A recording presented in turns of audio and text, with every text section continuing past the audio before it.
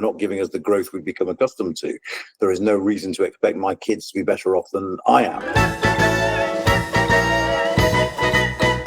The media often says Reform is quite angry, Farage is quite angry. To what extent is it just a matter of anger, populism, or is it more a sense of cultural loss or loss of national identity, or being patronized by the media and by, what Reform calls the establishment or the big parties? There is across the Western world a sort of sense of anti-politics, which is that politicians can't deliver. I mean, this is in the context of, getting on to 20 years now in this country where we haven't seen significant levels of growth. We haven't seen median incomes rise. We've been through the great financial crisis, followed by austerity, followed by Brexit, followed by COVID, followed by cost of living crisis, followed by the war in Ukraine. So we've been buffeted by economic crises one after the other. So in that sense, it's not surprising that more and more voters are thinking politics are failing us. They're not giving us the growth we've become accustomed to.